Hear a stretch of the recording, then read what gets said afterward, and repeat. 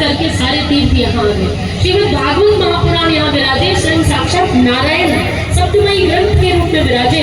आप एक औरे में हो, आप एक वर्तुल में हो, आप एक चमत्कारिक वातावरण में हो। आपका तन मन आप पूरी तरह से आप उसकी अभिभूत।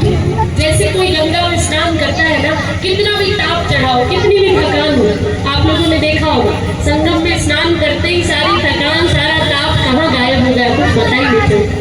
तो इस प्रकार से आज मैं आपको ये कथा सुना रही हूँ, बहुत सुंदर, बहुत दिव्य। और ये कथा कल की है, जो आपको कल सुनना था वो मैं आज सुना रही हूँ। तो भगवान ने आज मृतिका भक्षण लीला की और कदम के वृक्ष के नीचे बैठ करके मिट्टी की डली मुख में रख ली। आहा, बड़ा स्वाद आया।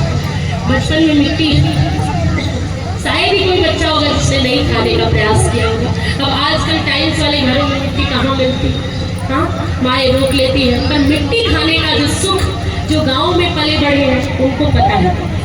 सोनी जी, आपने खाई थी मिट्टी बचपन में कि नहीं? वो स्वाद, वो टेस्ट, उसका कोई बखान नहीं कर सकता। जैसे जब मैं सुदामा चरित्र सुनाती हूँ तो तंदुल जो होते हैं चावल, उसका नाम है तंदुल। वो मीठे चावल पहले माताएं क्या है, चिड़ुआ बनाती थी हाथों से, नए ताजे धान को कूट करके। मुझे पता है कि हम लोग भी गाँव से पहले जुड़े, तो हमारी दादी वगैरह उस समय शायद मैंने एक आध बार वो मीठे चावल खाए, इसलिए मुझे तो वही स्वाद आता है जब मैं कथा सुनाती। इतना टेस्ट होता है, इतना स्वाद होता था। अब तो जो पैकेट में बंद चावल है उसमें वो स्वाद नहीं। वो जो ताजे धान से निकले हुए, फसल से निकले हुए, बिना किसी खाद के ऑर्गेनिक चावल, आज भी उसमें जो टेस्ट है वो आप कभी टेस्ट करके देखना। भगवान ने जो चावल खाए, तो भगवान ने आज मृतिका भक्षण किया माताओं, और मृतिका भक्षण मुख में माटी, दाऊ जी को मौका मिल गया। अरे ओ नंदरानी, अरे ओ यशोदा मैया, आज तो देखो तुम्हारी लाला ने ब्रजमंडल में तुम्हारी खूब बदनामी करा दी। बोले मेरी बदनामी और मेरे लल्ला में, और नहीं तो क्या, सब कहते हैं लल्ला को भूखों मारती है, कुछ खिलाती नहीं है, भूखे बैठे रहते हैं, इसीलिए मिट्टी खाए खाए के अपना पेट भर रहे हैं। अच्छा, पूरे ब्रजमंडल में बात फैल गई। बोले हाँ, तो आज नहीं छोड़ूंगी, आज मेरे लल्ला ने मेरी बदनामी कराई, मैं इतना उनका ध्यान रखती हूँ। फिर भी छड़ी लेकर के दौड़ी।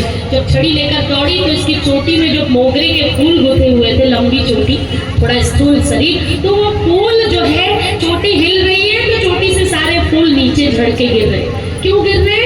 बोले जो तीनों लोगों के स्वामी को अपने छड़ी से डरा रही है, उस नंदरानी यशोदा मैया के माथे पर, उसकी चोटी में हमारी जगह नहीं, हमारी जगह तो उसके चरणों में।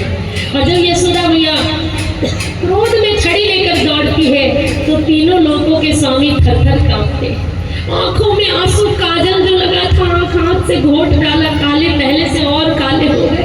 आंखों में आंसू भरे, डबडबाई आंखें कन्हैया की, मैया आ रही है छड़ी लेकर, अब नहीं छोड़ी, अब कुछ कर भी नहीं पा रहे, भाग भी नहीं पा रहे। और इधर दाऊ जी ने तो कह दिया मैया को, पर अब कह रहे अब मैया तो मारेगी। अब तो दाऊ को भी डर लगने लगा।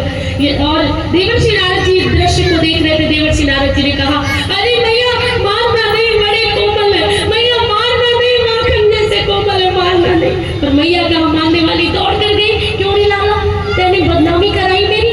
अरे 9 लाख गाय, इतना माखन दूध नहीं होता है, तुझे माटी खा के पेट भरना पड़ रहा है। सारी गोपियां मुझे क्या कहेंगी? अरे यही कहेंगी कि नंद की रानी को तो लल्ला पालना आता ही नहीं है, मिट्टी खा खा के पेट भर रहा है। तो मुंह खोल के दिखा तूने मिट्टी खाई है। अब कन्हैया डर के मारे बिल्कुल नहीं, तुरंत डिनाई कर देते हैं, नहीं खाई। आप देखिए कि यहाँ रजोगुण बढ़ते ही शैतानियां शुरू, शरारतें शुरू। मैया से कहते हूँ मिट्टी खाई, मिट्टी के रेसे मुख से बह रहे हैं, होठों के कोने से मिट्टी की धार बह रही है, जो मुख में रखी है ना, गटक भी नहीं पा रहे डर के मारे। और मुख में डली बड़ी रखी थी, और मिट्टी की धार रेखा पतली सी कोने से होठों के लाल लाल अदर पल्लव से बह रही है। अब मैया कह रही मिट्टी खाई। अब आंखों का एक जो आंसू अंदर भरा था, आंख बंद करते ही टप से बाहर आया और गालों पे लटक गई।